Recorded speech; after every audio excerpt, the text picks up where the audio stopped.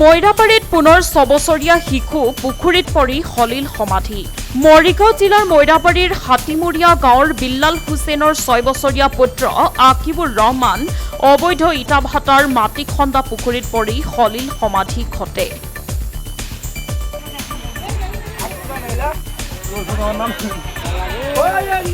ইটা ভাটাৰ নাই কোনো বৈধ নথিপত্ৰ, চৰকাৰী বিল তথা চৰকাৰী মাটিত যধে মধে মাটি খান্দি বৃহৎ পুখুৰী বনোৱাত প্ৰশাসনক বাৰম্বাৰ দাবী জনোৱাৰ পাছতো কোনো গুৰুত্ব নিদিয়াত আজি এই কণমানি শিশুটোৱে মৃত্যুক সাৱটি ল'ব লগা হৈছে। কণমানি শিশুটি ঘৰৰ পৰা খেলিবলৈ যোৱাত ওচৰত থকা দ পুখুৰীত পৰি সলিল সমাধি ঘটে। বৰ্তমান মইৰাবাৰী চিকিৎসালয়ৰ পৰা মৰণোত্তৰ পৰীক্ষাৰ বাবে মৰিগাঁওলৈ প্ৰেৰণ কৰা হৈছে।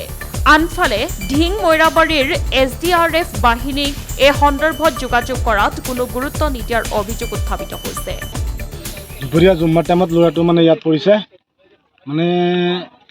পুখুৰীৰ যোনটো দ যোনটো হ'ব প্ৰায় 9 ফুটমান দ হ'ব। ইটা ভাটাত মাটি ঘূৰাই নিছে, খান্দি নিয়াৰ ফলত আজি এই ল'ৰাটো মৰিব লগা হৈছে। ইয়াত কোনো ছিগনেল নাই যে ইয়াত পুখুৰী আছে বুলি বা কিবা আছে বুলি, ইয়াত কোনো ছিগনেল নাই। সেইকাৰণে আমি SDRF বাহিনীক ফোন কৰিছিলোঁ, কিন্তু সিহঁতে পলমকৈ অহাই নাই, এতিয়ালৈকে আহি পোৱা নাই। তথাপি আমি ৰাইজে আমি কেইজনমান যুৱকসকলে আমি উদ্ধাৰ কৰিছোঁ। আপোনালোকে পানীত নামি পেলাই উদ্ধাৰ কৰিছে? কিমান সময় আছিল পানীত? প্ৰায় 1 ঘণ্টা সময় ধৰি পানীত আছিল। 1 ঘণ্টা বেছি হ'ব, কম নহ'ব।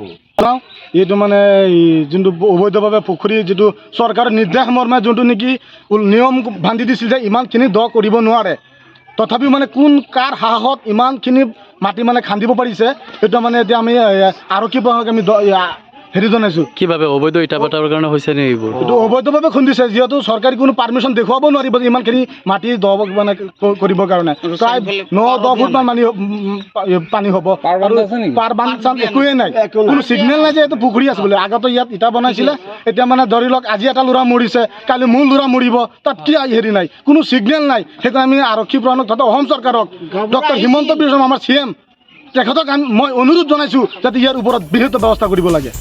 মইৰাবাৰীৰ পৰা আফতাৰ হুছেইনৰ ৰিপৰ্ট, সংবাদ লহৰ।